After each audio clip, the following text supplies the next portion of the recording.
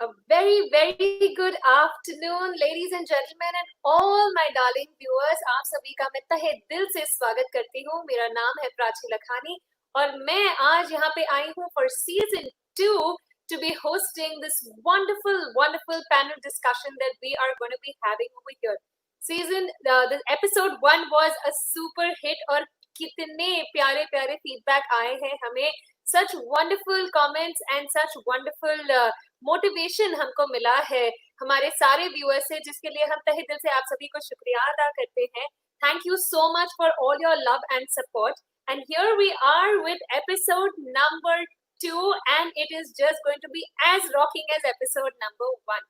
तो आज भी हम बहुत सारी इम्पोर्टेंट बात करने वाले हैं in the food and the hospitality industry.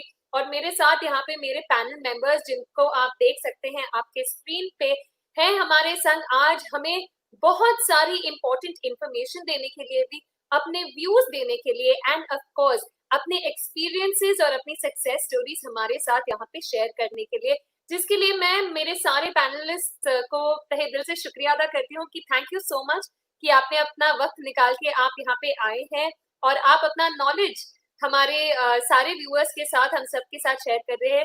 Thank you so much.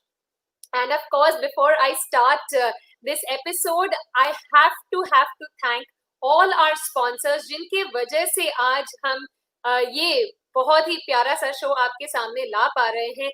Because without them, none of this would have been possible. So please give it up for all our sponsors. We cannot hear your claps, but we definitely can see all your comments. So put down your comments in the comments section. We want to thank our very special presenting partners, Foodmec Asia. Thank you so much. Our conceptualizing partners and design partners, Idea Ki Dukaan, which is giving this wonderful look to this virtual show over here. Thank you so much. And of course, we've been heartfully supported by Mira Consultancy. Thank you so much. And of course, मेरे सारे panel members, आप सभी का भी मैं तहे दिल से धन्यवाद करती हूँ. Now I would like to go forward to introduce all my panel members, जिनके साथ ही साथ हम उनकी success stories भी यहाँ पे सुनेंगे.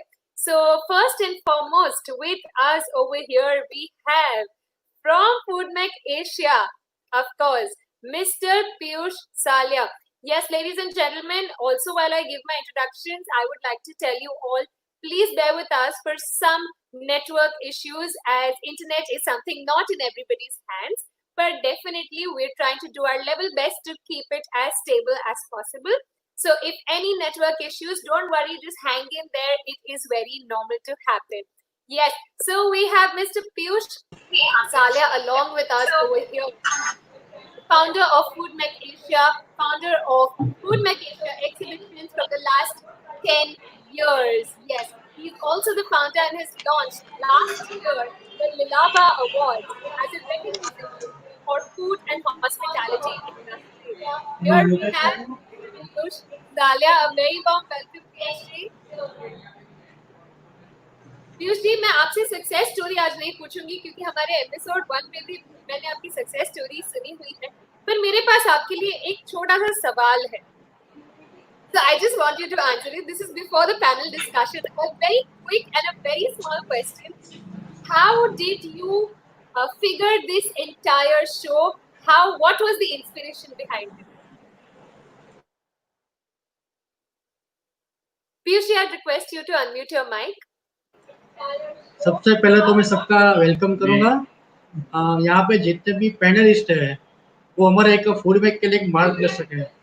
चौधरी सर जो है हमारे, जब हमने लीलाबा शो किया था उसके बाद उनका तुरंत कॉल आया था कि पीयूष भाई, हमने जितने भी लोगों को अवार्ड दिया है सबका एक फोटो फ्रेम बनाओ. तो हमने तुरंत ही वो फोटो फ्रेम हमने प्रिंटिंग में डाला है और सबको डिस्ट्रीब्यूट भी किया. और अभी कुछ लोगों को बाकी रह गया है, उनको भी हम डिस्ट्रीब्यूट कर देंगे. मतलब एक सबका हम लोग इधर सबका व्यू लेते हैं कि भाई हमारा प्रोग्राम के बाद हमको क्या करना चाहिए, और अच्छा व्यू आते हैं तो हम उसका तुरंत ही उनका हम इम्प्लीमेंट करते हैं और सबको अप्रिशिएट करते हैं. और बहुत सारे लोगों की डिमांड थी कि आप कुछ और नया लाओ. सबकी एक्सपेक्टेशन रहती है हमारे पे हर बार कि इंडस्ट्री के लिए आप कुछ नया लाओ. क्योंकि हम एक ही इंडस्ट्री से जुड़े हुए हैं, ओनली फूड इंडस्ट्री। तो सबकी एक थी कि आप लीला बाय और किया, आप और कुछ नया लेके आओ। हम एक साल वेट नहीं कर सकते एग्जीबिशन के लिए, तो हमने एक नया प्लेटफॉर्म लेके आए हैं और सबका हम बहुत वेलकम कर रहे हैं। देवांग सर है, वो हमारा बहुत खास फ्रेंड है, बहुत नजीक फ्रेंड है हम लोग, और हमें तो हर रोज बात होती रहती है देवांग की से तो। और उनके सजेशन भी हमारे पास बहुत बहुत सारे सजेशन आते हैं, भाई सर ये कुछ नया करो, सर ये कुछ नया करो। तो इंद्रेश भाई भी हमारे बहुत बड़े मार्गदर्शक है। हम कुछ भी हमको जरूरत पड़ती है तो उनका हेल्प हमारे लिए पहले आता है। अली भाई भी हमारे एक मार्गदर्शक रहे, हर बार हमको एक नई नई योजनाओं, नए नए प्लान डालना है, क्या करना है इसके बारे में हमको ज्ञान देते रहते हैं। मतलब सबका हम फिर से एक बार वेलकम करते हैं। लास्ट एपिसोड के बाद इतने लोगों के मुझे व्हाट्सअप आए कि सर हमको भी प्रमोट करो। मेरे को सबका सबका नंबर आएगा, पूरे 100 एपिसोड करने हैं, 6 महीने तक ये चलने वाला है। एक एक दो एपिसोड ये बंद नहीं होने वाला है जी। Amazing, amazing, amazing. Thank you so much, Piyush ji. Not only for that wonderful welcome, but also for this wonderful idea that you brought over here. And definitely ये एक ऐसा मीडियम बन रहा है जहाँ पे सब लोग अपने एक्सपीरियंसेस, अपनी एजुकेशन, अपने जीवन की सक्सेस स्टोरीज यहाँ पे शेयर कर रहे हैं, और बहुत लोग हैं जो सीख रहे हैं इनसे. And I think that's a wonderful thing that we're doing over here. Well, awesome. That was Mr. Piyush Salya for you, ladies and gentlemen. I would like to now introduce my next panel member, a very, very special personality that we have over here, Mr. Chandresh Kansagra. A very warm welcome, sir. तहे दिल से आपका स्वागत है, and thank you so much कि आपने आज यहाँ पे आप आए हुए हैं. Well, let me tell you all a little bit about Mr. Chandresh Kansagra, Director Breadliner. He is an MSc in Organic Chemistry, also as a Quality Assurance Head at United Phosphorus Limited, Ankleshwar. Along with that, he is also the President of the South Gujarat Bakers Association, a Managing Trustee, South Gujarat Food Processors Association, the Treasurer at CAIT Gujarat Chapter, an Executive Selection Committee member at the All India Bakers Association, a member Retail Trade Committee SGCCI, the first baker who has an ISO 9000 and 22,000. Yes, ladies and gentlemen. Also, he is a 10 world record holder baker and a 64 retail outlets owner across South Gujarat. Oh my God. Superb. Isn't that? What wonderful personalities we have over here. Very, very warm welcome, Chandresh ji. And thank you so much for being here with us. Chandresh ji, मैं चाहूंगी कि आप थोड़ी सी अपनी success stories के बारे में हमें बताएं, थोड़े से आपके एक्सपीरियंसेस हमारे साथ यहाँ शेयर करें. Sure, Pachi. Thank you very much. और welcome all my friends. Always जो चौधरी साहब है, अली भाई है, वो मुझे बहुत सारा गाइडेंस देते हैं. पीयूष जी के पास भी बहुत सीखता हूँ. और ये हमारे जो डॉक्टर है, डॉक्टर के साथ तो हमेशा ही मेरा अच्छा रिलेशन रहा. और उनका जो फील्ड है वो मेरे लिए बहुत ही फेवरेट है. और उनकी लेबोरेटरी में मैं अक्सर जाया करता हूँ और काफ़ी उसने अच्छा सेटअप किया हुआ है. मेरी करूँ तो मैंने एमएससी किया है 1994 में. उसके बाद मैंने एक अंकलेश्वर में एग्रोकेमिकल यूनिट में as a QC officer join किया था. और 1998 में मैंने वहाँ से जॉब छोड़ा एज ए उसी समय मैं वहाँ क्वालिटी एश्योरेंस हेड था. उसके बाद फिर मैंने एक आइसक्रीम का यूनिट स्टार्ट किया था. जैसे वो गाड़ी वाले निकलते हैं ना आइसक्रीम बेचने के लिए, तो वो बनाने का हमने एक फैक्ट्री चालू किया था, मैं और मेरे ब्रदर इन लॉ ने मिल के. फिर वो समहाउ 6 मंथ ट्राई किया, नहीं चला पाए. लेकिन उसमें से एक चीज सीखे कि कंप्लीट इन्वॉल्वमेंट बहुत जरूरी था. उस दौरान हम लोग अलग अलग एक्टिविटी से बिजी थे. तो उसके बाद फिर हम लोगों ने ये एक आइसक्रीम का फ्रेंचाइज लिया वाडीलाल का. और उसके बाद फिर उसमें हमने साथ में एक जूस का जॉइंट भी ऐड किया. उसके बाद फिर फास्ट फूड ऐड किया. उसके बाद फिर हम लोगों ने इंडियन रेस्टोरेंट फुल फ्लैश में चालू किया. उस दौरान हम लोगों ने बहुत सारा बोरिंग लिया था. और अनफॉर्चुनेटली विद इन 6 मंथ जो हमने रेस्टोरेंट स्टार्ट किया था उसमें फायर हो गया, तो पूरा ऑलमोस्ट जीरो पर आ गए। उसके बाद हमने फिर से भी बोरोइंग लेके बेकरी स्टार्ट किया। बेकरी का कुछ भी एक्सपीरियंस नहीं था हमें, ब्रेड कैसे बनती है, केक कैसे बनती है वगैरह कुछ भी नॉलेज नहीं था, फिर भी हमने बेकरी स्टार्ट किया। और करीबन 2 साल काफी कुछ क्वालिटी इश्यू आए, चल नहीं रहा था वगैरह। तो 2 साल के बाद थोड़ा थोड़ा ठीक सेट हो गया। उसके बाद हम लोगों ने एक नया ब्रांच चालू किया सिटी लाइट में। उसके बाद ब्रांच ऐड करते गए, आज हमारे पास हम लोग 64 आउटलेट चला रहे हैं। Wow, wow, brilliant. तो that was our That journey, journey. of course, Chandresh ji, मैं सुन के कह सकती हूँ. I'm hello, sure, yes, even Piyush ji has something to say, but I have to say कि आपकी journey सुन के हेलो। इतना motivation आ रहा है. Yes, Chandresh ji, can you hear me?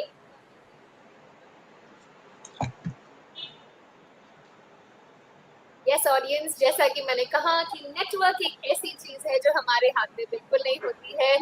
We definitely trying to do as best as possible, but कई बार हो जाता है that some or the other thing comes up. We definitely have Chandresh ji back online with us.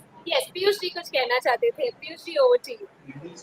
ने चंद्रेश को बारे में बताना चाह रहा था कि उन्होंने एक 3 वर्ल्ड रिकॉर्ड किए हैं, तो तीन वर्ल्ड रिकॉर्ड में वहाँ पे मेरी वहाँ पे हाजिरी थी और उनके बारे में सुनना चाह रहा था मैं। तो अभी तो नेटवर्क इश्यू से वो चले गए वापस, तो आएगा तो उनको पूछेगा जो वर्ल्ड रिकॉर्ड जो किया था चंद्रेश भाई ने, वो मैंने देखा हुआ है, तो उनके बारे में थोड़ा बताएं। Definitely, that would be really amazing to know. Chandresh ji, can you hear my voice? या क्योंकि नाउ आई कैन हियर। क्योंकि Super, super. क्योंकि वो वो प्रोग्राम के हमने अंदर वो पूरम के हमने देखा था कि चंद्रेश भाई ने सबको इतना प्यार से केक खिलाया था कि लोग हाथ में 10-10 पॉप्स लेके जा रहे थे और Wow. दिल खोल के सबको खिलाया था। ऐसा किसी ने आज तक नहीं किया है। Wow, that's brilliant. That's brilliant. वो So हमने Chandresh, 2016 में सब हमें सुनने में आ रहा है कि आपने सभी को दिल से केक्स बेक कर करके खिलाए हैं, तो मुझे यकीन है कि आप घर पे भी सबको केक्स बेक करके आप ही खिलाते होंगे. Am I right? तो घर पे तो बेक करने की जरूरत ही नहीं है, यहाँ पर ही इतना बेक करते हैं तो। Definitely, and I'm sure कि मेरे सारे viewers को अब थोड़ी सी भूख लग गई है, and you know everybody is in mood for cakes, so definitely you can get some recipes from Chandresh ji, everybody. और Super, super, super. रेसिपी से तो मैडम कुछ नहीं होगा। अब 2021 में फिर से एक केक बनेगी, वो पूरे सूरत को सप्लाई हो जाएगी। और हमने ये Awesome. 2016 से स्टार्ट किया था, वो 5 टन का केक बनाया था। उसके बाद फिर 2017 में हमने बनाया था 6.8 टन का केक, Wow. मोदी जी के बर्थडे पर। और लास्ट ईयर 2018 में हमने बनाया था 7 टन का केक, जबकि उसमें टोटल कुल मिला के 11 वर्ल्ड रिकॉर्ड बने हैं हमारे नाम से। और Wow. अभी और एक रिकॉर्ड बने जाएगा अब 2021 में। 2020 में तो पॉसिबल नहीं हो गया कोविड की वजह से। Wow, that's brilliant, and we are all so excited to see the next cake from you, Chandresh ji. That is going to be absolutely epic. Thank you so much. That was wonderful. Thank you so much, Chandresh ji. You can mute your mic. Well, going to our next panel member, please welcome with lots and lots of love. We have with us, ladies and gentlemen, Dr. Devang Gandhi, Director Laboratories. A very warm welcome, sir. आपका बहुत स्वागत Thank है. you. Director, let me tell you all a little bit about Dr. Devang Gandhi. Yes, he needs not too many words, but definitely, Meera, this is my work that I have to tell you all a little bit about this amazing personality that we have over here today. Polycon Laboratories Private Limited, he is the director, established in 1994 in the field of testing and certification of food products, chemical, and construction. Let me tell you all a little bit about Dr. Devang Gandhi. I would request all the panel members to please mute their mics. Yes, thank you so much. Also, he has an experience of testing and others from 20 years in the government analyst, as the technical manager of the lab. He also is into the testing of all types of food materials as per the FSSAI and export guideline, and suggests all his customers for other testing requirements also as per their requirements. Please welcome with lots and lots of love Dr. Devang Gandhi sir. Thank you so much for being here with us today. It's a pleasure to have you. And I would now give it over to you to share your success story with us. Thank you, Prachi. First of all, I will thank you, Piyush Bhai, Foodmac, Rathod sir, Mira Food Consultancy, and all the panelists, Chandresh Bhai, Ali Bhai, and respected Chaudhary sir. Success story is not fulfilled by any one person. It is a teamwork. My father has started our laboratory in 1994 on a small kitchen, our old house kitchen. And after 3 to 4 years, he has purchased some very small space in commercial apartment and started the full-fledged laboratory. Me and my brother Harshal joined the laboratory in 2000. After that, we have required and applied and certified with national, international accreditation such as NABL, FSSAI, and nowadays ours is the only laboratory in Gujarat who is approved for export testing facility of Saudi Arabia, and all the reports are valid throughout the world, USA, Canada, Europe, and slow by the help of this team and other teams also, we grow. Now our is a full-fledged laboratory, first laboratory accredited by FSSAI in South Gujarat, and hope for within 5 years our laboratory will be the top 5 laboratory in India.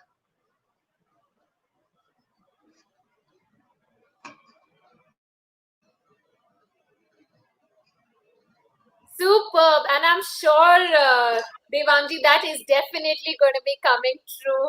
And I'm sure that everyone is as excited as you to see that dream come true. Awesome. That was absolutely amazing and so inspiring. Thank you so much, Devangji. Well, with that, we come to my next panel member. Ladies and gentlemen, please extend a warm welcome as I take the honor to welcome and thank our next panel member, Mr. B.N. Chaudhary. A very warm welcome, sir. Senior Food Safety Officer. We have with us over here a man with an experience of more than 25 years in the industry, a man of his words and of his taste, a man of ethics and of his principles. He takes care of what you eat and what goes into making the food. So please welcome Mr. B.N. Chaudhary. A very warm welcome, sir. आपका तहे दिल से स्वागत करती हूँ मैं, and मेरे सारे व्यूअर्स के साथ आने के लिए बहुत शुक्रिया. मैं चाहूंगी कि आप अपनी सक्सेस स्टोरी हमें हमारे साथ यहाँ पे शेयर करें, प्लीज. Thank you. मैं ऐसे तो 2 साल शुगर फैक्ट्री में मैं लेबोरेटरी असिस्टेंट में काम किया था. बाद में मैंने न्यू सिविल में वहाँ भी 3 मंथ से लेबोरेटरी असिस्टेंट के हिसाब से वर्क किया. बाद में मैंने एग्रीकल्चर जोन में 2 साल लेबोरेटरी टेक्नीशियन के हिसाब से काम किया, और वहाँ से मैंने अभी 27 साल से मैं फूड सेफ्टी फूड डिपार्टमेंट में, फूड एंड ड्रग डिपार्टमेंट में मैं फूड इंस्पेक्टर से मैंने ज्वाइन किया था. और अभी मैं जो मेरा नाउ जो क्वालिफिकेशन डेजिग्नेशन है वो सीनियर फूड सेफ्टी ऑफिसर के, मैंने उनके पहले 7 साल जो डेजिग्नेटेड ऑफिसर के तौर पर मैंने काम किया, और 2 डिस्ट्रिक्ट के लिए मैं डेजिग्नेटेड ऑफिसर था. लेकिन इस डिपार्टमेंट में जो मैं यहाँ जो मैंने काम किया, तो ज़्यादातर लोग मुझे फियर के हिसाब से मुझे नहीं देखते. मुझे जो बस जो फूड बिजनेस ऑपरेटर है, बस कोई भी हो, छोटा हो, बड़ा हो, लेकिन ये ऑफिसर है, मेरा ऑफिसर है, ऐसे समझते हैं मुझे। और कोई भी अपनी उनकी कोई भी जो मुश्किलें होती है, किसी भी मुश्किलें प्रॉब्लम कुछ भी होता है, तो वो मुझे बताता है और मैं जितना जल्दी हो सके, मैं उतना उनका प्रॉब्लम सॉल्व करने के लिए मैं हमेशा ट्राई करता रहता हूँ।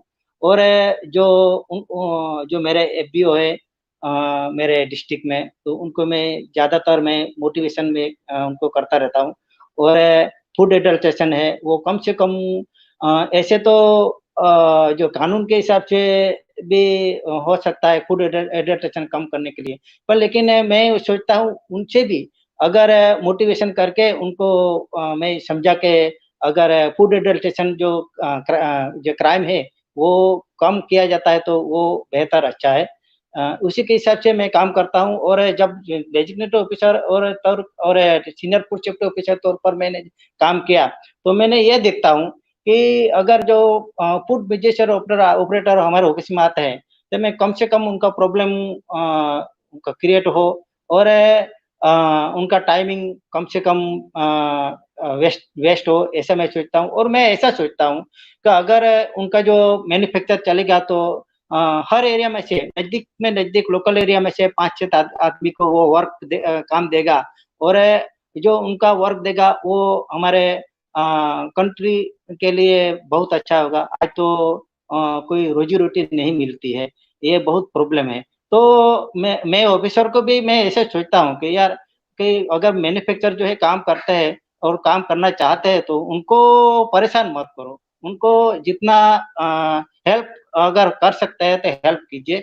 क्योंकि वो देश को कुछ देना चाहते हैं, ऐसा नहीं वो अपने लिए कुछ कर नहीं है, लेकिन वो लोगों को भी कुछ दे रहे हैं। अपने लोकल आदमी को 2 आदमी को रोजी-रोटी पेट के लिए कुछ खाना उनका मिल ही जाएगा, तो बहुत बड़ी बात है। मैं ये सोचता हूँ।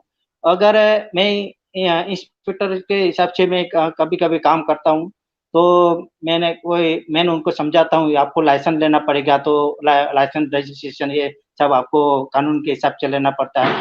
तो ज़्यादातर वो समझ लेता है और वो अप्लाइंग हो जाए। लेकिन कहीं-कहीं ऐसे होता है कि जो बड़े कुछ होते हैं, तो वो थोड़ा थ्रेट थ्रेट में रहते हैं। वो ऐसे बोलते हैं कि मेरे क्या ज़रूरत है, मैं लाइसेंस नहीं लूँगा। तो मैं उनको लास्ट में उनको वार्निंग भी देता हूँ, तो वो समझ जाता है कि उनके सर के आगे और कुछ करने की ज़रूरत नहीं पड़ेगी, तो सरेंडर होना पड़ेगा। तो वो सरेंडर होके वो जो प्रोसीडिंग है एफएसएसआई के गाइडलाइन जो है, तो उनके तहत वो एप्लीकेशन करके वो आगे फ्यूचर का प्लानिंग करते हैं। तो मैं जितना भी मेरे करियर में मैं जितना भी मेरे ओर से एफबीओ को इतना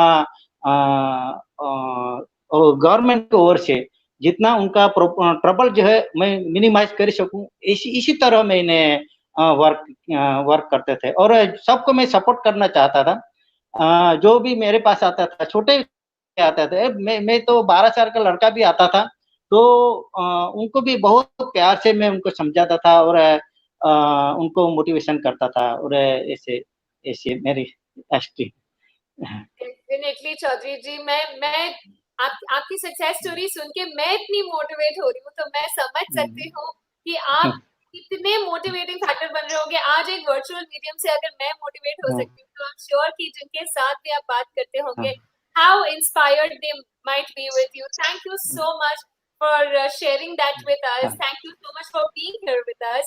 And wonderful, wonderful, wonderful. And now, ladies and gentlemen, coming to my final but a very very special panel member over here we have with us today, एक ऐसे इंसान जिन्होंने हमेशा से ही मुस्कुराया है और जिन्होंने हमेशा से ही हर किसी को बस एक ही चीज सिखाई है, that you have to keep your food very very safe. Yes, ladies and gentlemen, we have with us Ali भाई पटेल। बहुत बहुत स्वागत है आपका सर, तहे दिल से शुक्रिया कि आप आज यहाँ पे हमारे संग आए हैं। Founder of safe food science and technology institute, a man who has certainly believed कि फूड यानी कि खाना is not just an art but also is a work of science and has always been entrusted with immense amount of knowledge for a safe and healthy food and hospitality industry.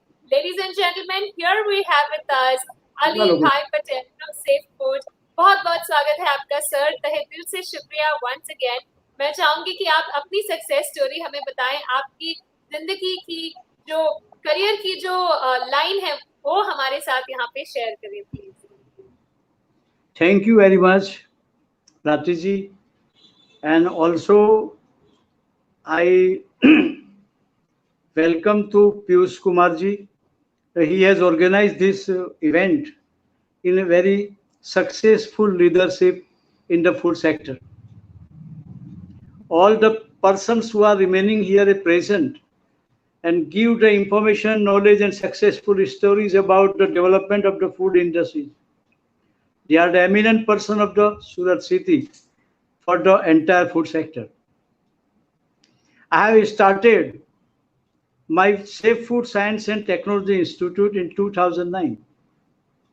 I have served in Surat Municipal Corporation last 37 years. And I also retired on the post of the Chief Health Inspector. And I enjoyed that post last 15 years. And I have nearly seen all the food industrialists and food sectors and hospitality also. And that's why I have to decide to join the food industry's consultant for the safe food and also provide the food sectors and food items to the community. And I have started before my retirement. Before 2 years, I have organized to taking the food industry data from Miyagam Karjan to Umargam, South Gujarat. One person has already completed this data of the food industries. At that time also, we have give a chance to the Food Samachar of Rajkot and also taking the food sample also. My person is retired from the senior food scientist of Gujarat State, Mr. Narendra, and he has also started the laboratory, and I jointly adventure with that Mr. Narendra. He is at Baroda. We have covered entire Gujarat State from Anjan to Umargam. We are giving an entirely food sector, not only the license, but also we give the person, those who are newly entrepreneur, he is coming in the food industries. The site selection, food industries, also construction, infrastructure, licensing, international certification, and also safe and nutrition food provide to the community. We have also organized the 2 food scientist seminar in Surat also to already awareness for the people of the Surat city. And it is well known the date of Kashi and food of the Surat. But we are far away from the safe food. But last 7 or 8 years, our hard work in the food sector, the people are now already aware about the safe food. The adulteration testing is not giving the label of the safe food, because the adulteration is only giving the information that food is adulterant, but there is not safety and quality. And that's why Indian government has built up a new act of Food Safety and Standard Act. Food should be safe and standard. And now in entire India, we are running the Safe Food Science, Food Science and Food Safety and Standard Act. There was 8 laws relating to the food industries. Milk Act also separate. Oil Act is also separate. Drinking FPO Act is also separate, and Prevention of Food Adulteration Act is also separate. There is 8 ministry of the central government was engaged in this food sector. But now only the Food Safety and Standard Authority of India is only governing this act. And the industrialist has very comfortable situation in this new act. And we are very enjoying this act and comfortably to entire food sector. We have already enjoyed all the sector of food in a different branches, and we already encourage the people to establish a food industry. Those who are coming for establishing new industries, we give a total knowledge, technical, legal, labeling, licensing, and entire food, any barriers, we give him the real way to go ahead and ahead.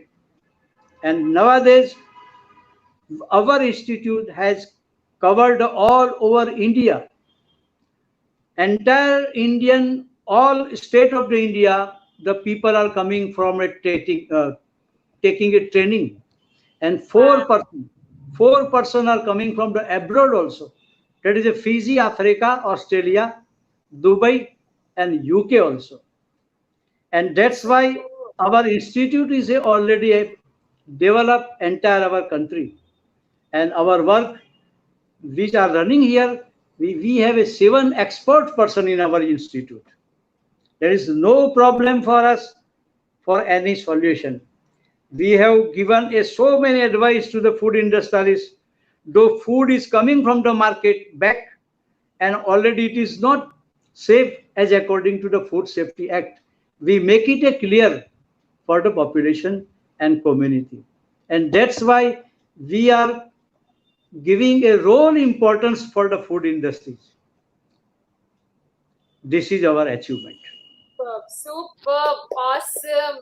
That is such wonderful work over there, Ali भाई. मैं सही में आपकी सारी बातें सुन के मुझे और भी भरोसा आता है that there is still so much humanity and so much passion into the food industry, and that is simply marvelous. जोरदार तालियां हो जानी चाहिए. What a wonderful work being done over here by all our panel members in their respective fields. एक जोरदार तालियां मैं चाहूंगी सारे पैनल मेंबर्स अपने लिए बजा दे. Wow, that was wonderful to hear. Thank you. Yes, and now, ladies and gentlemen, we move to the next section of our episode, which is going to be the most fun section, as this is the section that is also going to give you all the information you need for knowing what are the opportunities post this lockdown, post the COVID-19 in the food and the hospitality industry. So, ladies and gentlemen, not putting in any more time, but taking 1 second to thank all my sponsors once again. Thank you so much, Aida Kidakan, Food Makesha, and Mira Consultancy for this wonderful medium over here. Let's start our panel discussion, ladies and gentlemen.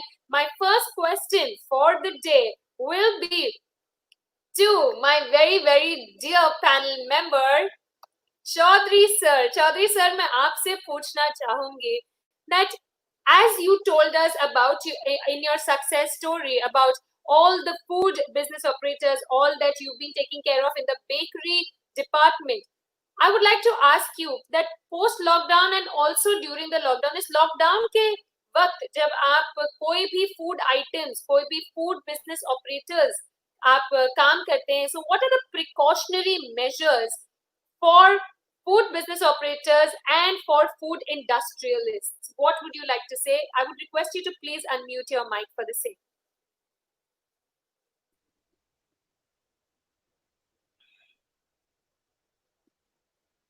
ऐसे तो जो food business और operator है उनको difficulty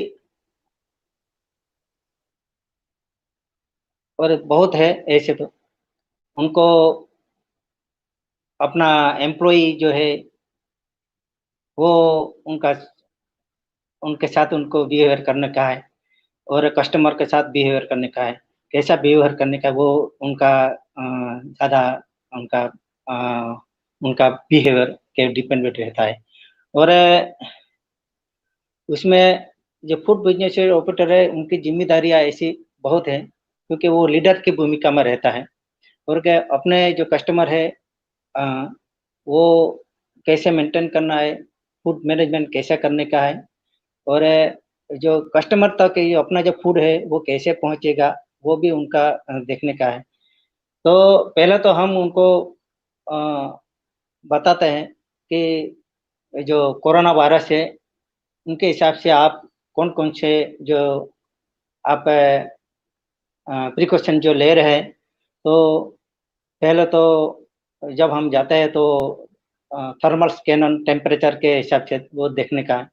और बाद में जो वर्कर जो है, जो ज़्यादा से वर्कर और एम्प्लॉई और जो कस्टमर है, मिनिमम दो पर्सन के बीच में 1 मीटर का जो डिस्टेंसिंग जो है, वो कैसे रखने का है, वो सब उनको बताते हैं।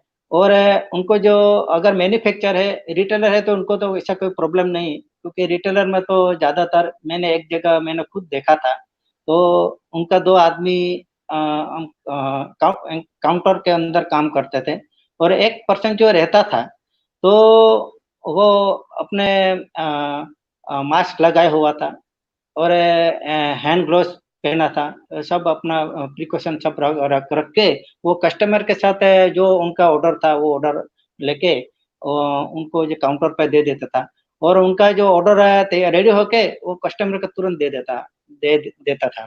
और उनके हिसाब से जो कस्टमर है, उनके को कोई प्रॉब्लम नहीं रहता था और जो वर्कर्स है, उनको कोई ऐसा कोई प्रॉब्लम नहीं रहता था। और ऐसा जब और भी दूसरी भी जगह मैंने देखा था, तो उनको यहाँ अंदर ज़्यादातर शायद 10-15 आदमी भी काम करते थे। लेकिन जो गवर्नमेंट ने जो गाइडलाइन की है और एफएसएसआई ने भी गाइडलाइन की है, तो उनके हिसाब से वो प्रिकॉशन रख के वो कस्टमर का ऑर्डर लेके वो अपना दुकान में अंदर ऑर्डर का लिस्ट भेज देते थे। ऑर्डर रेडी होके बाहर आ जाता था। तो वो उनके हिसाब से काफ़ी उनको बिज़नेस मैनेज करने में सरल रहती। तो इसी हिसाब से उनको जो दुकान जो फूड बिज़नेस ऑपरेटर है, उनको अपनी प्रीमाइसेस में जो कैसे वो सैनिटाइज़ सब मेंटेन करने का है और अपने एम्प्लॉयी को भी कैसे मैनेजमेंट करने का है और अपने एम्प्लॉयी का जो है जब वो एंटर हो गया तो वो टेम्परेचर वो जाएगा, तो वो भी उनका जो थर्मल स्कैनिंग है वो करके वो उनके बताएगा कि और उनका जो रिकॉर्डिंग है, उनका जो रिकॉर्ड है, तो रिकॉर्ड भी मेंटेन पूरा रिकॉर्ड रखेगा। जब वो ऑफिसर जाएँगे, तो वो रिकॉर्ड डिमांड करेंगे, तो वो रिकॉर्ड बता सकते हैं। तो अपने वर्कर्स के और एम्प्लॉयी जो है, वो उनका बहुत अच्छी तरह उनका वो नज़र रख रख पाता है। तो उनके हिसाब से उनके यहाँ जो जितना जो है वर्कर्स है, वो उनको कोई प्रॉब्लम नहीं हो, ज़्यादातर वो उनका और एक आदमी उनको कोऑर्डिनेटर के हिसाब से रहेगा, तो पूरा वर्कर्स का वो अपना डिटेल रखेगा और उनका जो फैमिली मेंबर्स है, उनका भी जो रिकॉर्ड रखेगा। तो उनके हिसाब से वो कहाँ जाता है, क्या करता है और क्या बिज़नेस करता है, तो वो भी सब रिकॉर्ड रखते हैं। तो उनके हिसाब से कौन ज़्यादा रिस्क आदमी है, वो भी देखते हैं। अगर ऐसा उनको लगता है, तो उनको प्रीमाइसिस में एंटर होने के लिए वो मना कर सकता है और बाद में उनको आइसोलेशन भी कर सकता है। और नज़दीक में ऐसे उनको हम बताते हैं कि आप नज़दीक में जो हॉस्पिटल है, जैसे कोविड-19 के जो स्पेशल हॉस्पिटल है और ऐसा कोई उनका आपके पास लिस्ट आपने रखा है, कॉन्टैक्ट नंबर रखा है, तो वो भी हम उनको बताते हैं। अगर इसी हिसाब से वो उनको सब बताने से वो रखते हैं और कोई भी ऐसा उनको लगे कि जो सिम्पटम जो है, उनका फ़ीवर है और ड्राई कफ़ है सर दर्द होता है, अगर जो स्नायु थोड़ा वीक लगता है, तो वो सामने से एनकरेज उनको वर्कर्स को एनकरेज करते हैं कि ऐसा कुछ आपको प्रॉब्लम लगे, तो वो हम कोऑर्डिनेटर को तुरंत बताएँ। तो उनके हिसाब से वो उनको तुरंत उनका इलाज हो सकता है, प्रोसेसिंग हो ज़्यादातर वो कोविड-19 का स्प्रेड होने से बचा सकते हैं हम।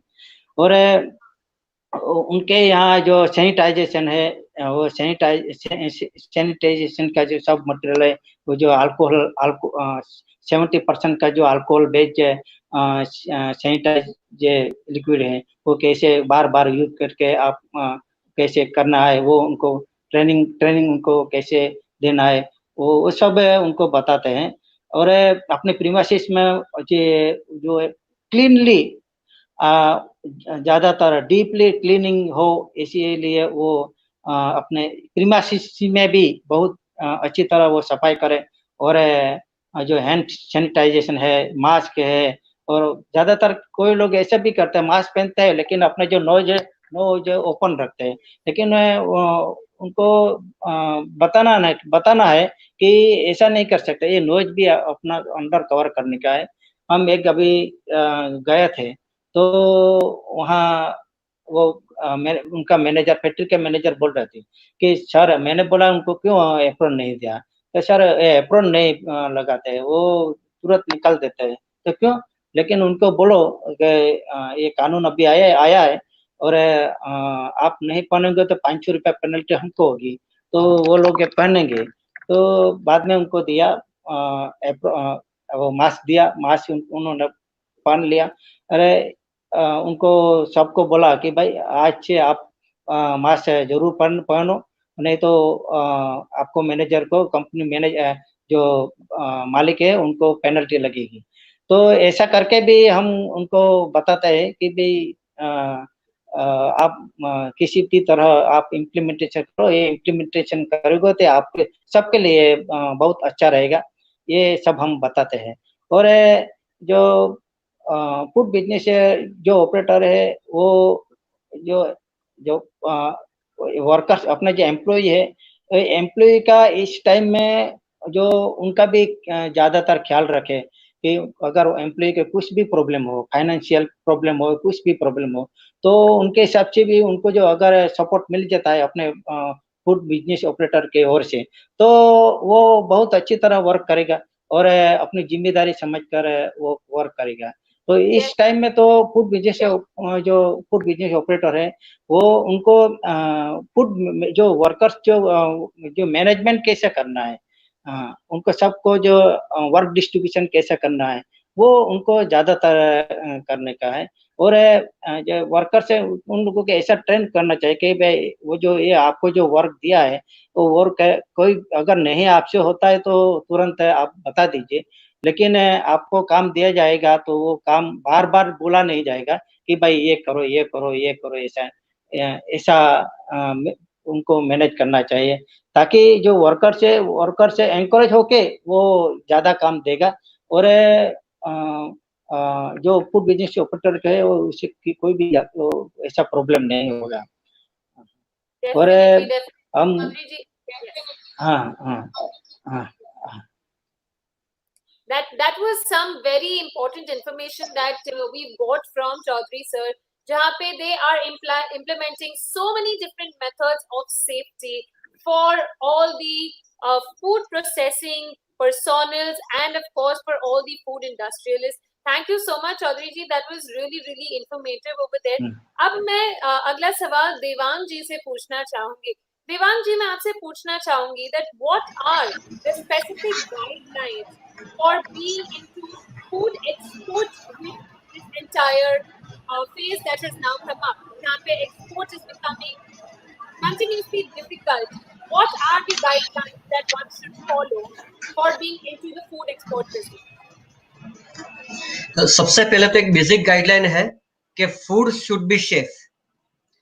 फूड कैसे सेफ होना चाहिए, उसके लिए नेशनल, इंटरनेशनल और इन हाउस खुद का गाइडलाइन होता है। हमको देख के पता चलता है कभी कभी फूड मैन्युफैक्चरर को फूड कितना सेफ है, बिगड़ा हुआ है कि नहीं बिगड़ा हुआ है। तो सबसे पहले जो फूड मैन्युफैक्चरिंग है, वो good manufacturing and safe manufacturing होनी चाहिए। Now food should be edible and safe, means non toxic होना चाहिए। टॉक्सिकोलॉजी की 2 रिक्वायरमेंट है।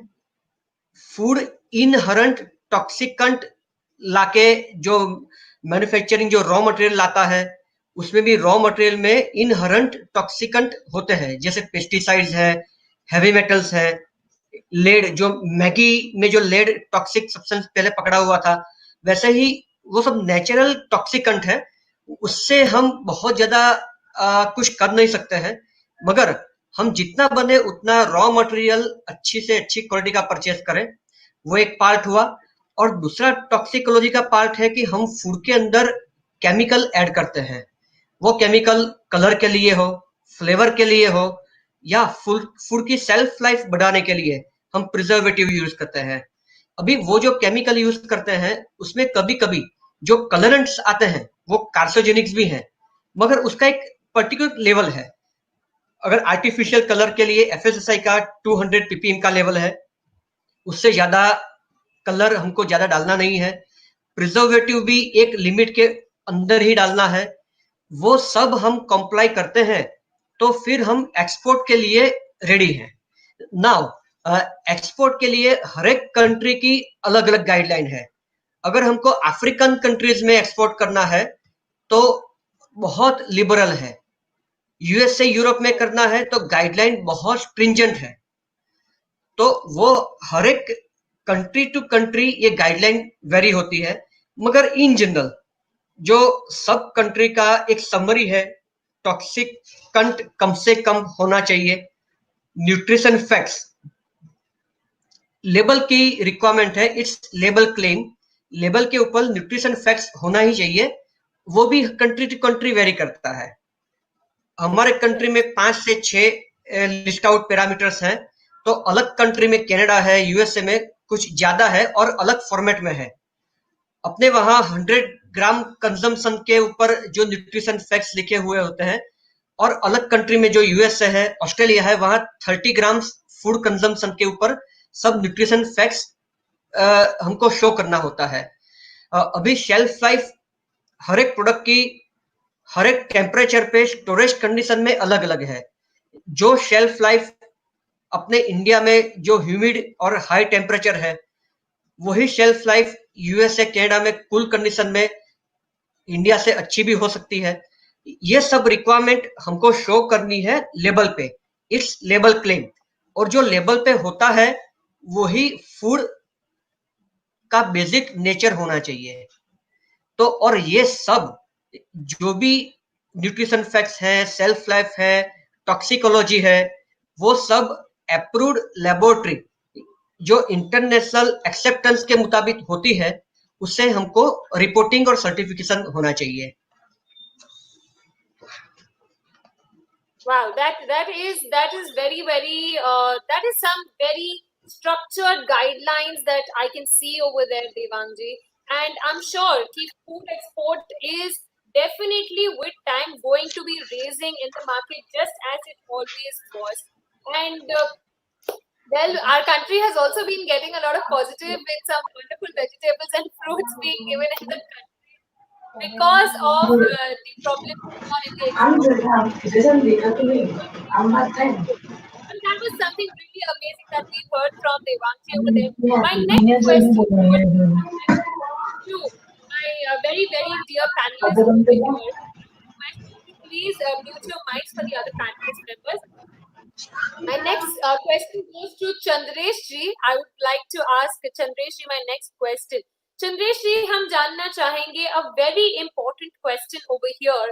What is the major role of MSME business in the food industry?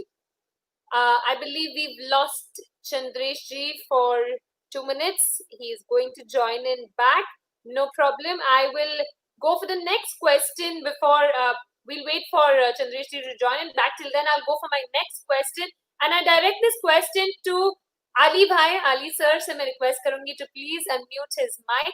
Well, Ali ji, मैं आपसे पूछना चाहूँगी that which is the certification which is required for the development of the food business? कौन सी ऐसी certification है जो food business को develop करने के लिए बहुत ज़्यादा ज़रूरी है? Chandresh ji, we just got you in. Give me 2 minutes. We'll come back to you with your question.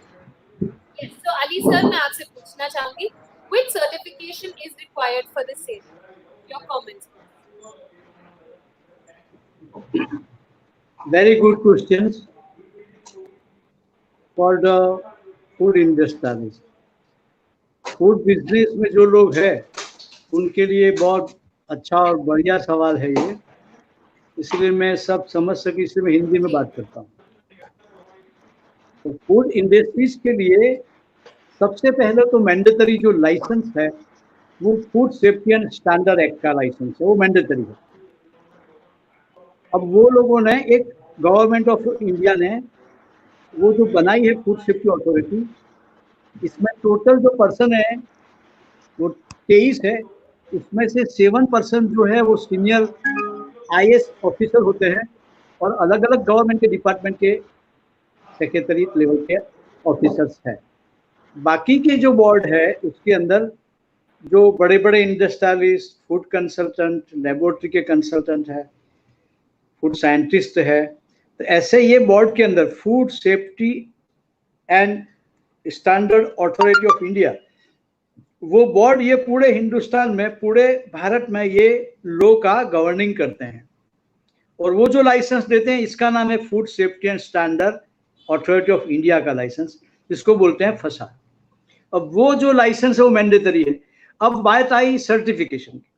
Certification वो वॉलंटरी है, स्वैच्छिक है, फर्जियात नहीं है, मगर जिसको कॉलर ऊंचा करके बढ़िया प्रोडक्ट और ब्रांडेड प्रोडक्ट मार्केट में डालनी है और जिसको air India, Indian railway, corporate sectors and abroad के लिए जाना है और कुछ गवर्नमेंट के जो टेंडर्स को सैंक्शन कराना है, जिसको कंपटीशन में खड़ा रहना है, जिसको अपनी इंडस्ट्रीज को रेपुटेशन खड़ा करना है, तो उसके लिए सर्टिफिकेशन जरूरी है। अब जो इंडिया के लिए जो है सर्टिफिकेशन, वो food safety management system ISO 22000 का ये सर्टिफिकेट लागू पड़ता है। इसमें ISO 9001 लागू पड़ता नहीं है। अभी भी बहुत से फूड इंडस्ट्री समझ नहीं पाए हैं, अभी जो 9001 लेके बैठ गए हैं वो क्वालिटी मैनेजमेंट का सर्टिफिकेट नहीं है, वो एडमिनिस्ट्रेशन का है। और फूड सेफ्टी के लिए food safety management system FSMS ISO 2018 का सर्टिफिकेट जरूरी है। अब इसको यूके में जाना है तो उसके लिए BRC का सर्टिफिकेट जरूरी है, ब्रिटिश रिटेलर काउंसिलियस। वो बहुत बढ़िया लाइसेंस है, मगर 1 साल का तकरीबन उसमें खर्चा लगता है, 2 से 2.5 लाख रुपए खर्चा लगता है। एवरी ईयर इसको रिन्यू करना पड़ता है, नए नाम से लेना पड़ता है। मगर इससे भी अच्छा और थोड़ा चीप सर्टिफिकेशन निकला है, वो है FSSC। वो ग्लोबल सर्टिफिकेट है, पूरे वर्ल्ड के लिए वो ओपन है। इसके लिए आपको ऑस्ट्रेलिया जाना है, USA जाना है, तो USA के लिए अलग लाइसेंस है, वो FBA एंड उसके साथ में FSMA का लाइसेंस लेना पड़ता है, वो अमेरिका के लिए है। अब और आपकी प्रोडक्ट जो ऑर्गेनिक हो है तो उसके लिए US FDA एंड ऑर्गेनिक का सर्टिफिकेशन लेना पड़ता है। अब इसके लिए और भी आगे चाहिए तो हलाल सर्टिफिकेशन, गल्फ कंट्री है, अफ्रीकन कंट्री है, इंडोनेशिया है, मलेशिया के लिए हलाल का सर्टिफिकेट जरूरी है। यानी जो भी आप इंग्रेडिएंट्स लेते हैं फूड मैन्युफैक्चरिंग में, चाहे बिस्किट के लिए भी, घी के लिए भी, तो हलाल सर्टिफिकेट चाहिए, क्योंकि आप जो भी इंग्रेडिएंट्स डालते हैं वो इंग्रेडिएंट्स का मैन्युफैक्चरिंग लेवल के ऊपर, वो इंग्रेडिएंट्स बनाने में कोई ऐसी चीज तो नहीं मिलाई गई कि जो हराम बेज है।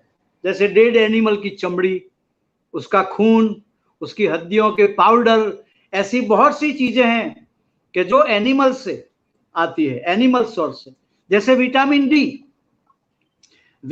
डी का सोर्स जो है वो एनिमल सोर्स है।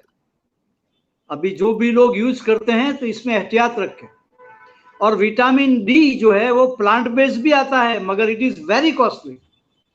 जैसे कलर जैसी बात हुई, सिंथेटिक कलर जो है वो डामर में से बनता है और वो कार्सिनोजेनिक है। और जो लोगों को क्विंटल और किलो में फर्क पड़ता नहीं है, वो PPM को कैसे समझेंगे? तो बहुत से लोग कलर यूं ही डाल देते हैं, मगर जो रेडी फूड है, तैयार फूड, इसमें कोई कलर अलाउ नहीं है। अब उसके ऊपर लिखा हुआ होता है फूड कलर, तो वो नहीं डाल सकते। इसीलिए और कंट्री के अंदर सब स्टैंडर्ड ऐसे हैवी बनाए हैं कि फूड इंडस्ट्रियलिस्ट को टोटल नॉलेज होना चाहिए, वरना कोई कंसल्टेंट को एडॉप्ट करना चाहिए। आज मैं सुनता हूं बहुत से लोग सजाए काट रहे हैं ये कलर के बारे में। जी जी, दैट इज वेरी ट्रू। और ये आपने एक बात बहुत बहुत ही सही कही है यहाँ पे, दैट अ फूड कंसल्टेंट, कई लोग नहीं जानते हैं कि फूड कंसल्टेंसी जैसी भी एक इंडस्ट्री है, एक बहुत ही इम्पोर्टेंट इंडस्ट्री है, और फूड और हॉस्पिटैलिटी इंडस्ट्री में इसका बहुत बड़ा मायना होता है, जहाँ पे आपको इस बिजनेस में आने के लिए, इस बिजनेस में आगे फ्लरिश करने के लिए, you need a food consultant जिनको सारे रूल्स रेगुलेशंस के बारे में बहुत अच्छे से नॉलेज है, एंड डेफिनेटली आपको भी बहुत ही अच्छा कर सकते हैं। तो ये जो सर्टिफिकेशन जो है वो सर्टिफिकेशन लाइसेंस नहीं है, और सर्टिफिकेशन में भी वो फ्रॉड होता है। सर्टिफिकेशन 3 टाइम का आता है, 3 प्रकार का। वो लोग ISO ले लेते हैं, वो 8,000 रुपए के अंदर सिर्फ एक कागज मिलता है, ISO का ऐसा एक कागज। अब इसको पूछो ISO क्या है, तो पता ही नहीं चलता। अभी कभी कभी फोन आता है कोई लड़की का कि मैं ISO से बोलते हूँ। अभी ISO तो जिनेवा में आया, उसका हेडक्वार्टर स्विट्जरलैंड में है, जिनेवा। तो वो फ्रॉड होता है, और फूड इंडस्ट्री इसको भी खबर नहीं पड़ता है कि वो मेरा ISO एक सिस्टम है, सिस्टम, और फूड इंडस्ट्री में ये सिस्टम क्रिएट करनी पड़ती है, इसका नाम है सर्टिफिकेशन। और हमारे जैसे एमिनेंट और रेप्यूटेड, और ये डॉक्टर साहब जैसे रेप्यूटेड ऑडिटर, वो इंडस्ट्रीज का ऑडिट करते हैं।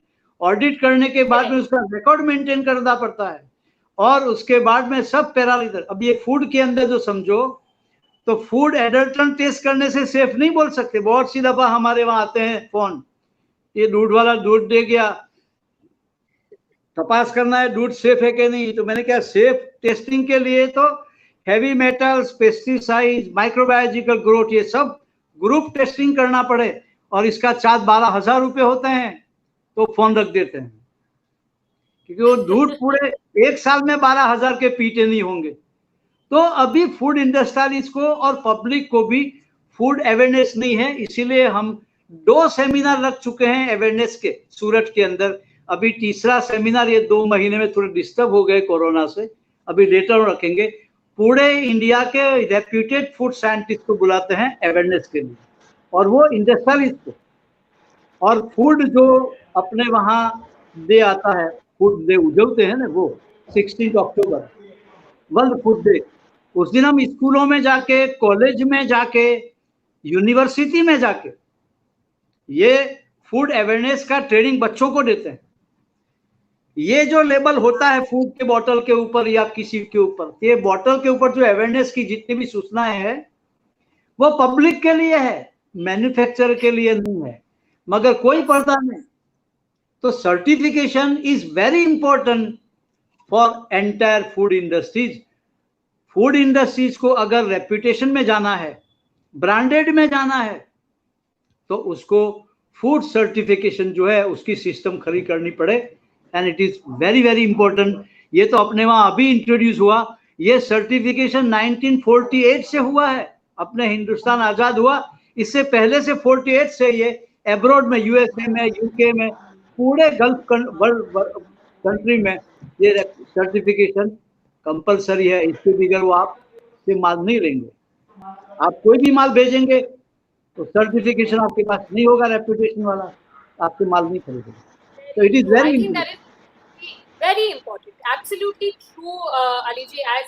As you're mentioning over here, I'm sure कि हमारे viewers भी ये चीज समझ रहे हैं that कितनी important है ये certification, and to understand this is in itself a process and an education जो हर एक member जहाँ भी कोई भी city में हो, कोई भी country में हो, you definitely need to learn these techniques, these certifications, these fundamental values of getting into the food and hospitality industry, because this is an extremely essential industry. आज हम देख सकते हैं कि यही industry is the only essential industry. The food that is going through your mouth to your stomach is the most essential thing. So you need to know what goes in there. And जैसा कि मैंने कहा था that Ali ji is a lot into the scientific measures, and you have seen a wonderful showcase of that right now. Thank you so much, Ali ji. Coming back to my question to Chandresh ji, we brought him back online. And Chandresh ji, मैं आपसे पूछना चाहूंगी that what is the major role of MSME business in the food industry? Well madam, food industry जो है MSME India में 1.65 crore MSME registered है, और वो जो एमएसएमई है 11.1 करोड़ लोगों को रोजगारी देती है। उसमें से फूड इंडस्ट्रीज की बात करें तो फूड इंडस्ट्रीज है कि वो करीबन उसका जीडीपी में 14% रोल है और 1.3 करोड़ लोगों को रोजगारी देती है, और उसका टोटल जो अपना एक्सपोर्ट है वो 13% एक्सपोर्ट है टोटल फूड प्रोडक्शन का। तो उसे देखा जाए तो ये एमएसएमई है वो बैकबोन ऑफ इंडिया है, उसके बिना हम सर्वाइवल ऑफ इंडिया इमेजिन नहीं कर सकते। Very true, very true. So if I also understand Chandresh ji, जो आप यहाँ पे हमें बता रहे हैं of the statistical figures that is coming from you. Well, when we talk about statistics, when we talk about all of these roles of the MSME business in the food industry, मैं जानना चाहती हूँ आपसे that how can you develop the food business in this time with lots of rules and regulations coming in picture? There is a very stringent way to actually go forward in this industry. तो आपके हिसाब से what are the development tactics or tricks that we can actually share with all our viewers over here for this challenging time for the food business? हाँ, actually madam अभी Covid की वजह से पूरे वर्ल्ड में एटलीस्ट 60 to 90 डेज का lockdown रहा, तो उसी के अंदर फूड कंजप्शन बहुत बढ़ गया है, लोगों खाली बैठे तो खाना ही खाया। दूसरा है कि पूरे वर्ल्ड के अंदर एंटी चाइनीज मूवमेंट चल रहा है, तो वैसे भी वो चाइनीज वो काफी बदनाम है उसकी फूड हैबिट से, तो उनका बनाया हुआ जो फूड इंटरनेशनल मार्केट में जाता है तो उसके ऊपर भी लोग डाउट करेंगे, वो नहीं खाएंगे। और तीसरा ये है कि जब चाइना से बहुत सारी इंडस्ट्रीज माइग्रेट कर रही है और वो इंडस्ट्रीज के पास खाली दो ही ऑप्शन है मोस्टली, इंडिया और मलेशिया, तो मोस्ट ऑफ इंडस्ट्रीज इंडिया को ही प्रीफर करेगी, तो वहां से लोग यहाँ पर माइग्रेट होंगे, तो यहाँ पर एम्प्लॉयमेंट और जनरेट होगा, तो फूड का डिमांड और बढ़ेगा, क्योंकि एम्प्लॉयमेंट बढ़ेगा तो उसका डायरेक्ट जो एम्प्लॉयज है उसकी एक्सपेंसेस करने की कैपेसिटी बढ़ेगी, तो नेचुरली वो 30 to 35% फूड के ऊपर ही एक्सपेंस करता है। तो उस हिसाब से हमारे पास एक गोल्डन अपॉर्चुनिटी है, और वो गोल्डन अपॉर्चुनिटी हमें इनकेस करनी चाहिए। उसके लिए हमें कुछ स्टेप उठाने होंगे, जो नॉर्मली जो हमारी एमएसएमई इंडस्ट्री है वो अपनी प्रोडक्ट रेंज है एकदम ब्रॉड स्पेक्ट्रम रखती है। सपोज सब कुछ मैं प्रॉफिट कमा लूं, मेरा प्रोडक्ट रेंज है तो 200 का है, ऐसे एमएसएमई है वो उसकी प्रोडक्ट रेंज काफी बढ़ाते हैं, तो उसी वजह से वो अपना ऑटोमाइजेशन नहीं ला सकते अपनी इंडस्ट्रीज में, क्योंकि ऑटोमाइजेशन इतनी प्रोडक्ट रेंज को ऑटोमाइज करने के लिए उनको काफी सारा इन्वेस्टमेंट की जरूरत है। तो इंडस्ट्रियली एमएसएमई इंडस्ट्रीज है तो उनको अपना ऑटोमाइजेशन एडॉप्ट करना चाहिए, और जो ब्रॉड स्पेक्ट्रम प्रोडक्ट रेंज है वो थोड़ी कम करनी चाहिए, और दूसरे लोग जो जिसकी मास्टरी है वो दूसरी प्रोडक्ट वो बनाए, उससे वो परचेज करे और अपनी मास्टरी प्रोडक्ट उनको दे, तो ये एक चाइना मैन्युफैक्चरिंग मॉडल हो जाएगा, तो हम लोग काफी कॉस्ट इफेक्टिव प्रोडक्ट बना लेंगे। दूसरा ये है कि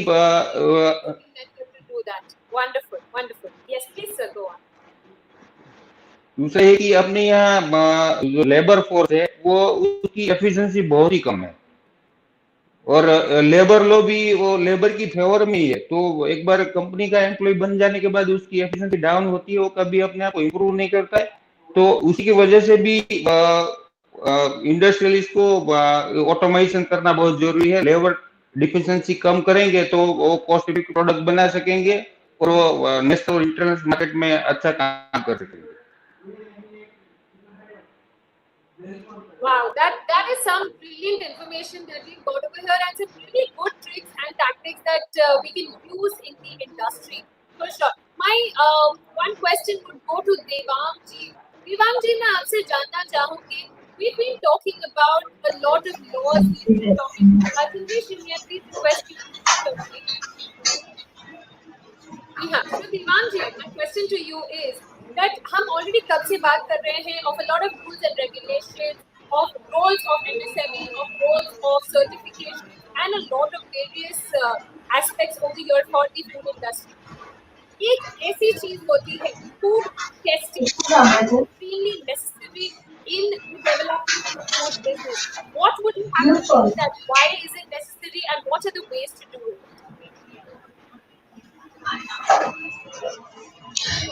सबसे पहले food, water and air are the vital requirement of our human and all the animals. Air और water हमेशा क्लीन होना चाहिए. हम क्लीन एयर लेते हैं, क्लीन वाटर लेते हैं. वैसे ही फूड भी क्लीन होना चाहिए, सेफ होना चाहिए. अभी हम जो होममेड अपने घर पे हम फूड खाते हैं, हम खुद बनाते हैं, घर पे बनाते हैं, वो बहुत केयर के साथ बनाते हैं. तो बाहर का फूड भी जिसे हम घर पे बनाते हैं वैसे ही केयर से बना हुआ होना चाहिए. और जो फूड एडल्ट्रेंट्स है उसको हम मिनिमाइज करें और फूड क्वालिटी इंप्रूव करें. फूड का टेस्ट इंप्रूव होगा ही होगा, मगर साथ साथ में उस फूड की क्वालिटी भी इंप्रूव होनी चाहिए. अभी जो कोविड-19 की कंडीशन है और आफ्टर लॉकडाउन हम जो इंडस्ट्री चालू कर रहे हैं, इंडस्ट्री मेंटेन कर रहे हैं, चंदेश भाई ने बताया कि लॉकडाउन में बहुत सारे लोगों के ने सभी ने घर पे बैठ के खाना ही खाया है और फूड का कंजम्पशन बढ़ाया है.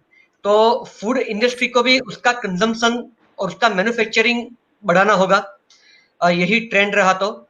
और चाइना की कॉम्पिट की बात करें तो really it's a very golden time and opportunity for Indian industry, for all MSME, not only food sector but for all MSME. It is a good opportunity to explore such condition.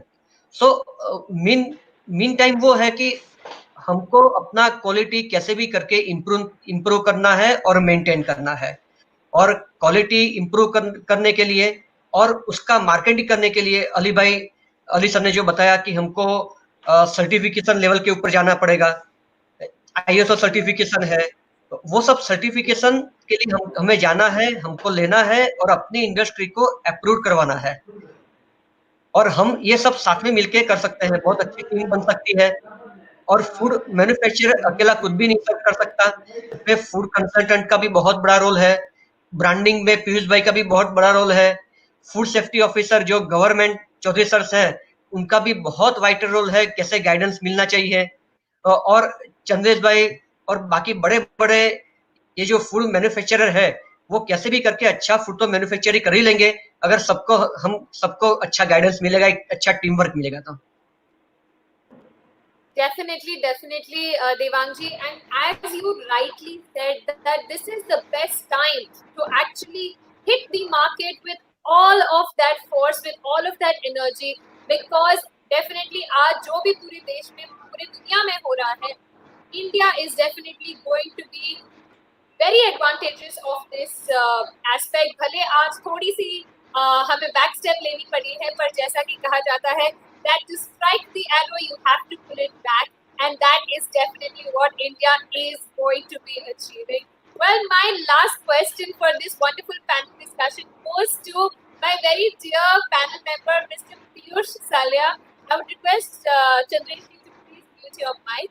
Piyush ji, मैं आपसे पूछना चाहती हूँ that in the upcoming time after the lockdown and especially post-COVID, we see a lot of, like we've already heard from all our panel members, कि बहुत सारी चीजें हैं in the food industry that can be taken up, like certification, and we've also spoken about some wonderful techniques in which we can bring up the market for all MSME industries. I would like to know from your side that what is the best way that you think that we can get all these food industry members, and I'm not just talking about my panel members today, but I'm also talking about all the industrialists. Okay, how can we get them together with the help of a virtual medium like FoodMech Asia? Also, your exhibitions and all of those aspects I'm considering over here. So, how would you suggest for all of these people to come together and deliver that arrow strike for our country?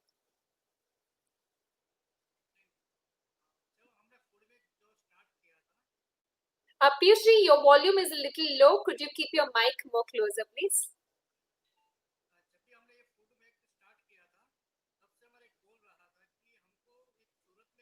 Apologies, Piyushji, your voice is very low. Can we? Maybe you can just mute your mic again and unmute it again.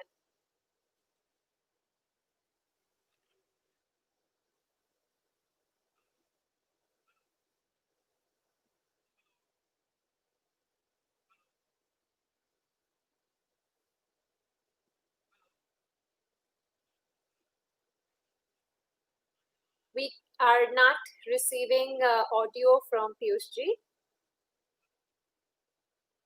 Yes, ladies and gentlemen, I can read your wonderful comments in the comment section.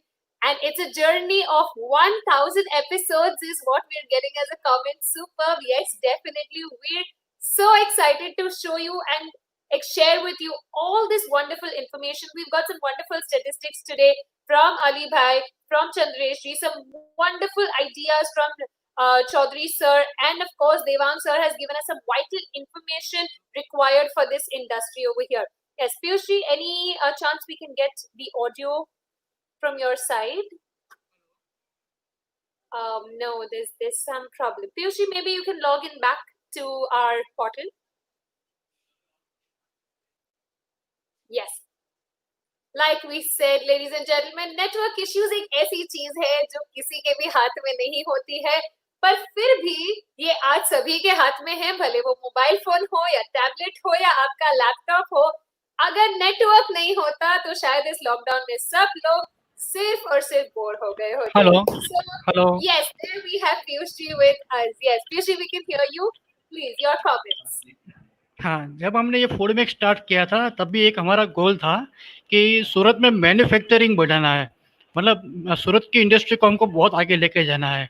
यही हमारा प्रयास रहा है. हमने हमारा ये जो company private company है, जो प्राइवेट कंपनी सिर्फ पैसे के लिए सोचती है, पर हमने ऐसा नहीं किया है. गवर्नमेंट सेक्टर को जो काम करना है वो हमने किया है.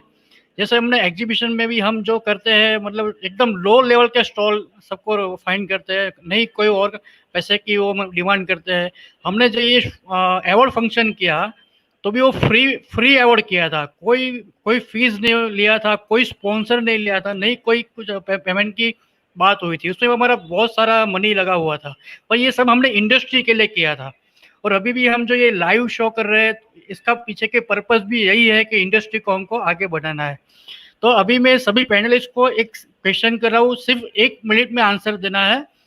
अभी लॉकडाउन के बाद इतने सारे लोग अभी फूड इंडस्ट्री में आ रहे हैं, बहुत सारे लोग आ रहे हैं, बहुत सारे कॉल आ रहे हैं.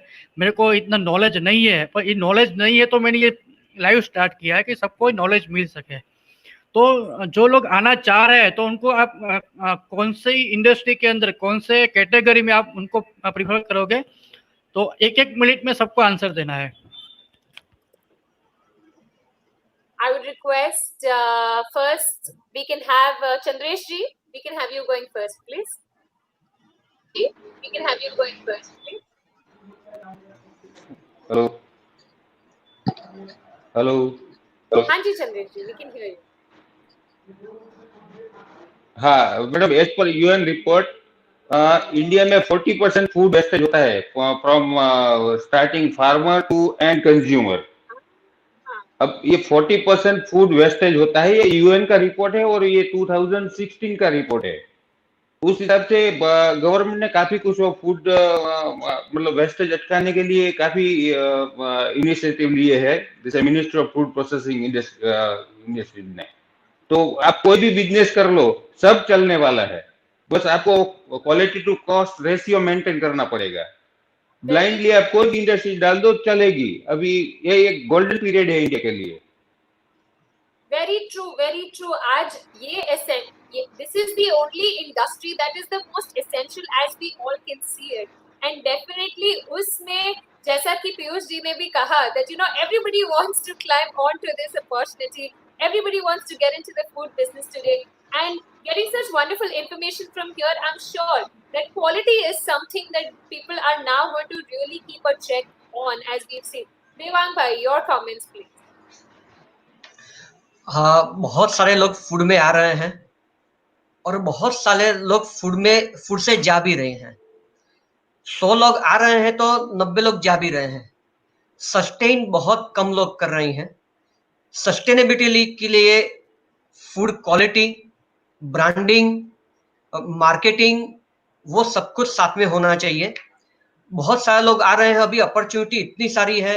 ऑर्गेनिक फूड अपने इंडिया में बहुत कम हो रहा है और उसका एक्सपोर्ट मार्केट बहुत बड़ा है, क्योंकि अपने इंडिया में आसाम है, जैसे अपने यहाँ सापुतारा एरिया का डांग का एरिया है, वो नेचुरली ऑर्गेनिक फूड एरिया है।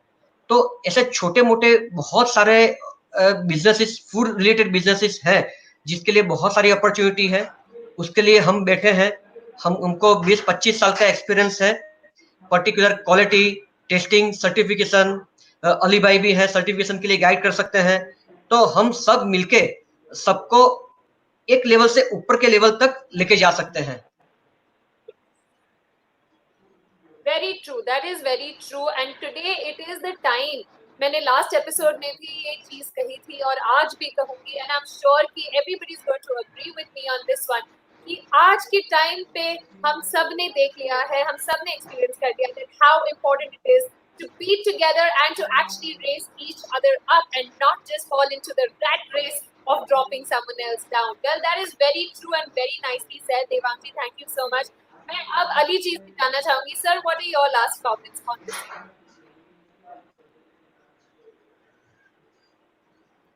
Ali sir, I would request you to please unmute your mic. Yes. In our country, food industries is the only one rising industries today in India. And moreover, those who are coming in the food industry, they are coming with a concrete decision.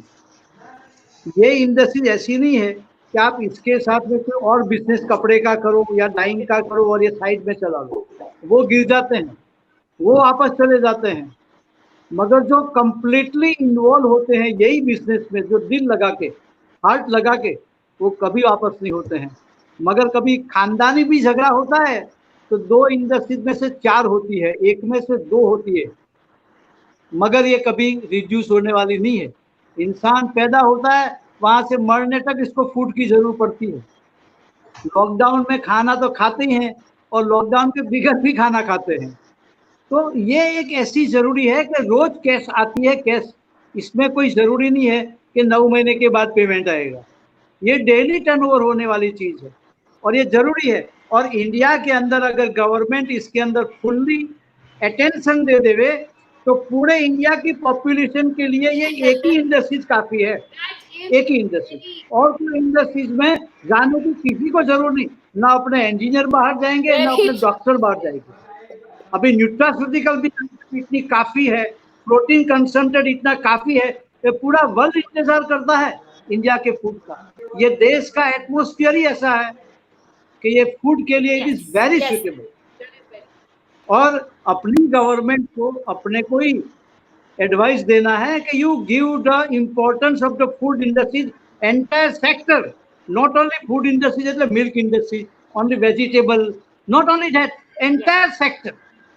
तो अभी ये पूरा जो western country है, gulf country है, African country है, वो इंतजार करता है। अभी मेरे ध्यान में ओनली एक पिकल इंडस्ट्री पलसाना में है, वो इंडिया के बाहर पिकल्स बेचते हैं, उसका 100 ग्राम पिकल भी अपने को खाने का नहीं मिलता।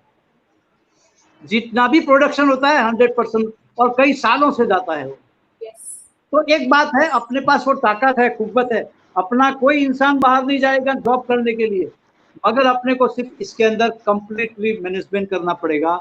And it is best luck for the Indian population, that is बहुत वाइड विकल्प है, उसमें तवज्जो दो, कंप्लीटली अटेंशन के साथ में काम करो।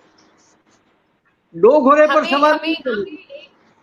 हमें यहाँ पे इनफैक्ट अली जी आपके कहने के टाइम पे ही we got a wonderful comment here from Mr. Umang Zaveri, who actually accepts what you're saying and is saying that this is 100% correct, and that is wonderful. I think that very truly said, as per you, Ali sir, just this food industry is so much enough for the country, and today we can see it कि food industry ने ही पूरा देश को संभाल के रखा है।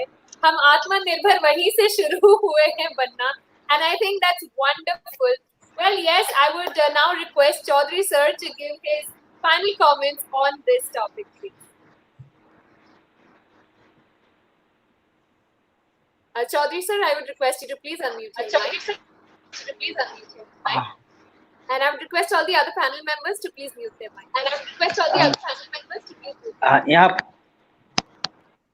यहाँ सूरत डिस्ट्रिक्ट में और यहाँ तो ज़्यादातर बेकरी प्रोडक्ट ज़्यादा है, फिर भी मैं ऐसा बोलूँगा कि कैनिंग सेक्टर में ज़्यादा जाना चाहिए, और क्योंकि अभी जो लॉकडाउन हुआ था, टोमेटो खेडूत फार्मर जो थे तो अपने जो टोमेटो थे वो फेंक देते थे, तो ये जो प्रॉब्लम हुआ, तो अगर कैनिंग सेंटर जो ये सब मार्केट ऐसा उनको मिल जाता तो ये जो डिस्ट्रॉय करना पड़ता है वो डिस्ट्रॉय नहीं करना पड़ेगा।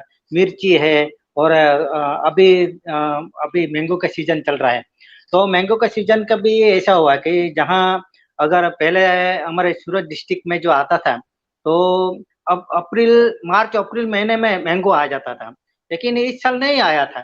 तो अभी लोकल जो मैंगो प्रोडक्ट है वो यहाँ के लोगों को खाने का मिला, लेकिन अगर वो जो कैनिंग अगर सेक्टर अगर ज़्यादा उनको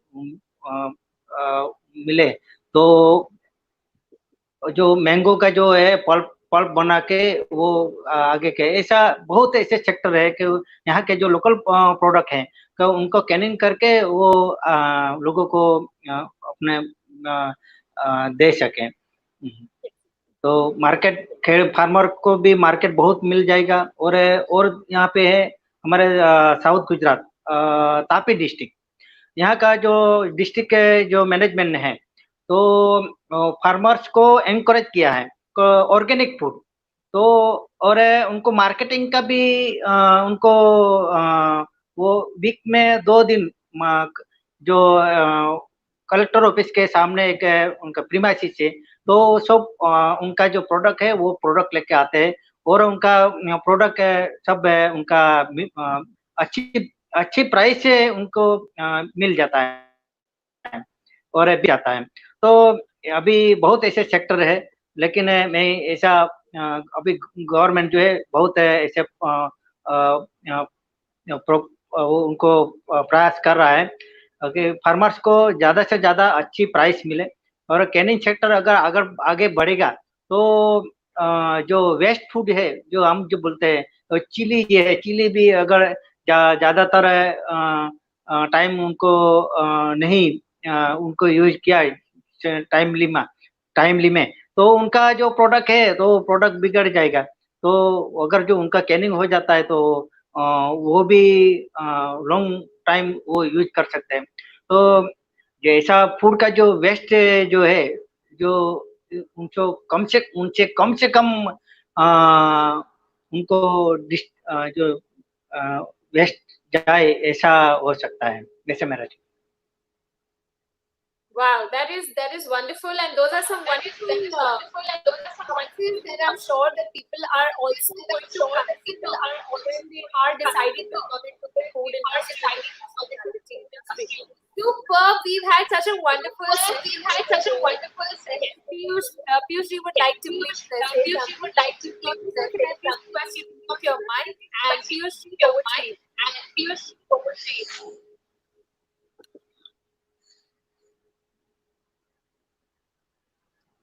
Piyush, you will have to unmute your mic, please.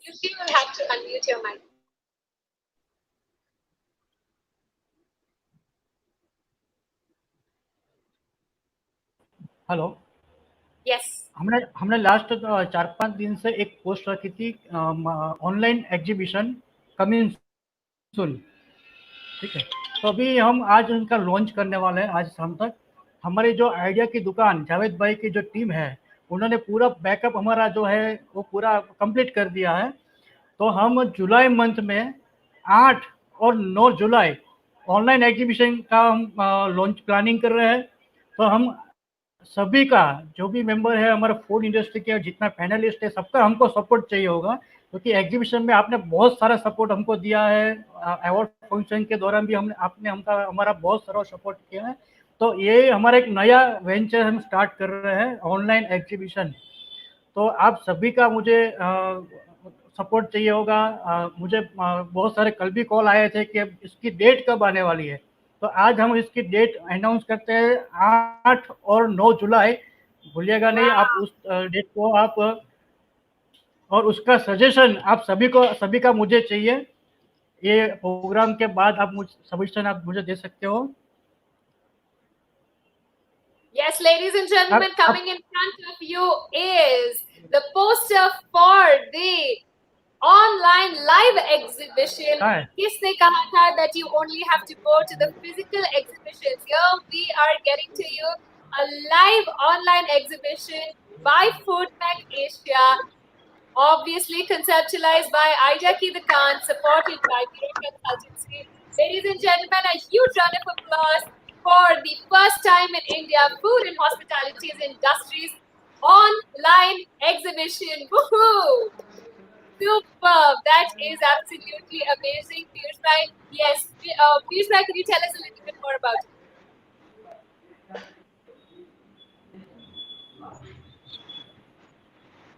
Hello. Yes, Piyush ji, would you like to elaborate a little bit more on the same?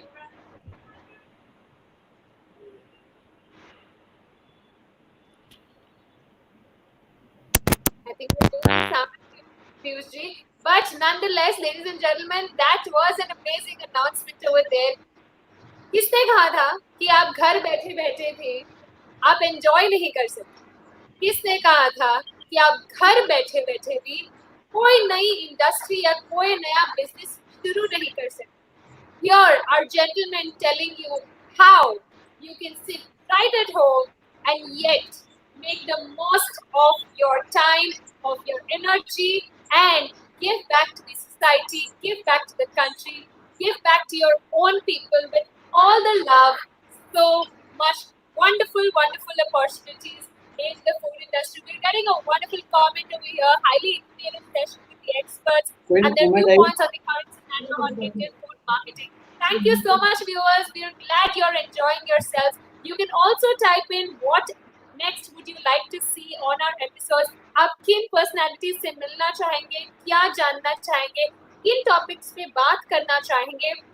Please do put those also in the comment sections and we will definitely make sure कि हमारा जो ये journey है ये आप सभी के संग हमारा कतई भी पूरा नहीं होगा, क्योंकि मैं तो यहाँ पे हूँ और मेरे सारे पैनल मेंबर्स भी आपके साथ आपको इन्फॉर्मेशन देने के लिए हर दम दिल से तैयार है। इसलिए उसी के लिए मैं मेरे सारे पैनल मेंबर्स को तहे दिल से शुक्रिया अदा करती हूँ। Thank you for such a wonderful wonderful session over here. जोरदार तालियां खुद के लिए प्लीज हो जानी चाहिए। A huge round of applause for all of you, and of course I thank all our partners, Idea Ki Dukaan, Foodmac Asia, Mira Consultancy. Thank you for all your support. Our presenting partners have been Foodmac Asia, conceptualizing partners and design partners, Idea Ki Dukaan, and we have been supported by Mira Consultancy. Thank you so much, everybody. Thank you, viewers, for being such a wonderful audience, for getting so much information and utilize it in the best way possible. Thank you so much, all panel members. We will see you very soon. Till then, myself, Prachi Lakhani, on behalf of the entire team, says Shukriya. Have a great lockdown. Stay home, stay safe. We love you. We will see you very soon. Bye-bye.